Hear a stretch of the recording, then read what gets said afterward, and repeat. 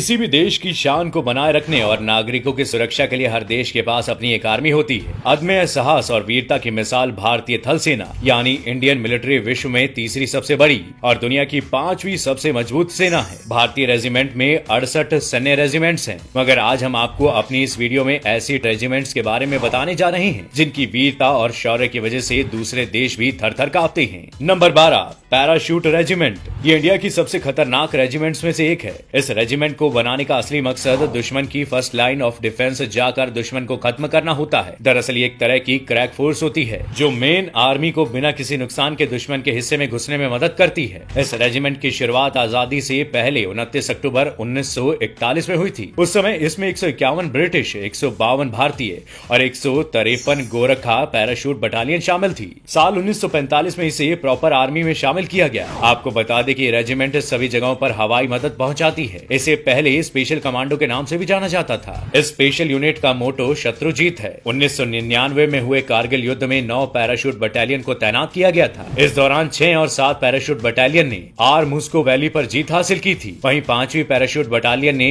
Batalik point पर परचम लहराया था। इसके अलावा इस यूनिट ने ही 29 सितंबर 2016 को हुए सर्जिकल स्ट्राइक को भी अंजाम दिया था। Number 11, armed regiment. ये रेजिमेंट तब बनी थी जब भारत आजादी होने वाला था। इस रेजिमेंट में सबसे पहले आता है प्रेसिडेंट्स बॉडीगार्ड। इसके अंदर ही हॉर्स, लेंसर्स रेजिमेंट्स भी शामिल हैं। इनमें वो रेजिमेंट्स भी शामिल हैं जिनमें जवान सैनिक घोड़ों पर सवारी करते हैं जो हर वक्त राष्ट्रपति की सुरक्षा में तैनात रहते हैं। आपको बता दें कि इंडियन आर्मी के पास कुल मिलाकर 68 आर्म्ड रेजिमेंट्स हैं जो छोटे छोटे हिस्सों में पूरे देश में तैनात हैं। इनके पास सबसे खतरनाक हथियार होते हैं टैंक्स और बख्तरबंद सैन्य वाहन। इसमें टैंक, बख्तरबंद कारें, असॉल्ट गन, बख्तरबंद ऑटोमेटिक गन, पैदल सेना से लड़ने वाली गाड़ियां शामिल होती हैं। बख्तरबंद कोर तो आजकल बहुत फेमस हो रही है। टैंक के इन्वेंशन के बाद बख्तरबंद कार अपनी तेज रफ्तार, हल्कापन, रखरखाव और कम खर्चे की वजह से काफी फेमस है। Number 10, mechanised infantry regiment. इस रेजिमेंट में कुल मिलाकर 27 इन्फेंट्री रेजिमेंट्स हैं। इस रेजिमेंट की शुरुआत 1965 में भारत पाकिस्तान युद्ध के बाद हुई। इसी युद्ध के बाद हमको mechanised infantry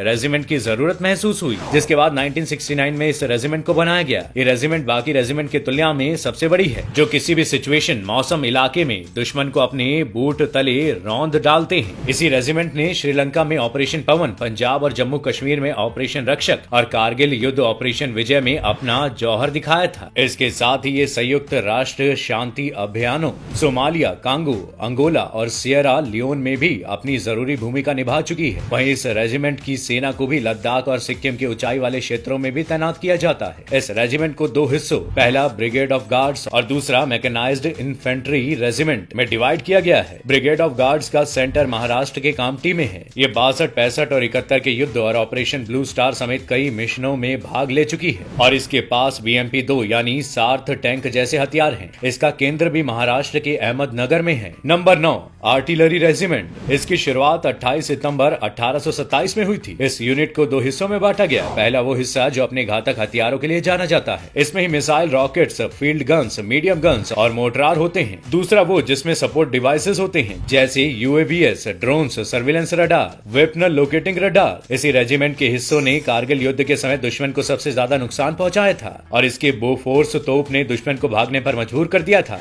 Pinaka multi barrel rocket launchers भी इसी रेजिमेंट का हिस्सा हैं।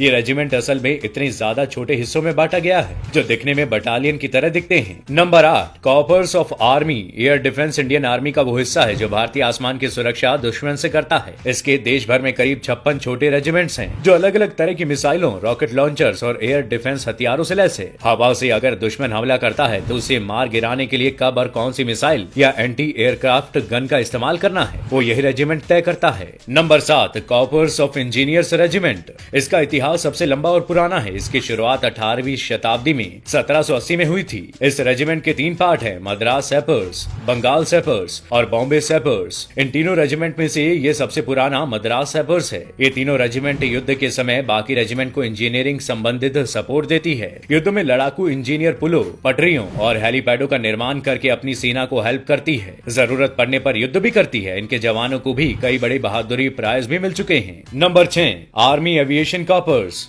ये वो रेजिमेंट है जिसके पास लगभग 24 स्क्वाड्रंस हैं जो देश की सीमाओं की निगरानी आसमान से करते हैं। इसे 1 नवंबर 1986 में भारतीय सेना में शामिल किया गया था। इनके पास रिकॉन्सिस और ऑब्जर्वेशन फ्लाइट्स होती हैं। इसके अलावा इनके पास यूटिलिटी हेलीकॉप्टर फ्लाइट्स और advanced light helicopter weapon system integrated विमानों की रेंज है। इन्हें घुसपैठ, निगरानी और जासूसी के कार्यों में महारत हासिल होती है। Number 5, corps of signal.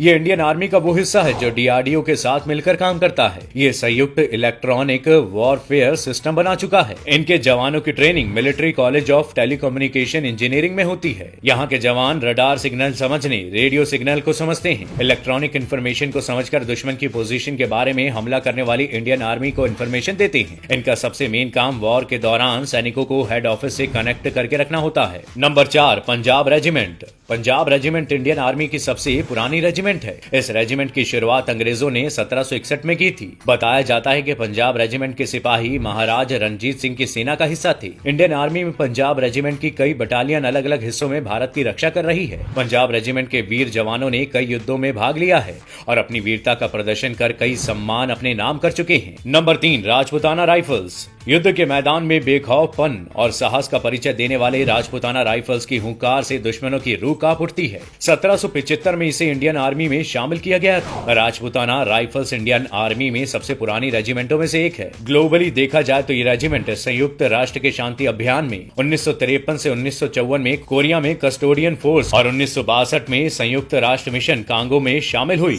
और दुनिया में एक अलग पहचान इन्होंने बनाई। Number 2, Gorkha rifles. 1815 में गठित गोरखा राइफल्स ने कई युद्धों और कुछ संयुक्त राष्ट्र शांति मिशनों में हिस्सा लिया। गोरखा रेजिमेंट पहले ब्रिटिश इंडियन आर्मी का हिस्सा थी। आजादी के बाद इसने इंडियन आर्मी में एक अलग पहचान बनाई। गोरखा रेजिमेंट युद्ध के मैदान में अपने साहस के लिए जानी जाती है। आज के वक्त में इंडियन आर्मी में 7 गोरखा रेजिमेंट हैं, जिनमें से 6 ब्रिटिश इंडियन आर्मी का हिस्सा थी। एक रेजिमेंट को आजादी के बाद शामिल किया गया। इन 7 गोरखा रेजिमेंट्स में 11 गोरखा राइफल्स को आजादी के बाद इंडियन आर्मी में जोड़ा गया। ये रेजिमेंट इतनी खतरनाक है कि दुश्मनों के लिए इसे काल कहा जाता है। इस रेजिमेंट में नेपाली गोरखा जवानों को लिया जाता है और उन्हें इतनी कड़ी ट्रेनिंग दी जाती है कि वो दुश्मनों के लिए काल बन जाते हैं। गोरखा जवान दुश्मनों के लिए बेहद दर्दनाक मौत देते हैं। गोरखा जवान हमेशा अपने साथ खुखरी रखते हैं जो एक मुड़ा हुआ चाकू होता है। Number 1, grenadiers regiment. Grenadiers regiment Indian army के ग्रेनेडियर्स रेजिमेंट के साहस का लंबा इतिहास रहा है। ग्रेनेडियर्स पहले फर्स्ट वर्ल्ड वॉर के दौरान से ही देश की सेवा कर रहे हैं। इस रेजिमेंट के जवानों ने पहले वर्ल्ड वॉर के साथ दूसरे विश्व युद्ध में अपनी जाबाजी का परिचय दिया है। आज ग्रेनेडियर्स के पास इंडियन आर्मी में वीरता के लिए दिए जाने वाले सर्वोच्चम सम्मान 3 परम वीर चक्र हैं। ग्रेनेडियर्स रेजिमेंट में जाट, राजपूत, डोगरा, गुज्जर, मीना, कच्छी कई जातियों को शामिल किया गया है, जो अनेकता में एकता की तस्वीर को दिखाता है। दोस्तों, आज की वीडियो में इतना ही। ये वीडियो कैसा लगा हमें कमेंट करके जरूर बताइएगा। वीडियो को लाइक और शेयर करना ना भूलें और ऐसी वीडियोस के लिए चैनल को सब्सक्राइब जरूर कर लें।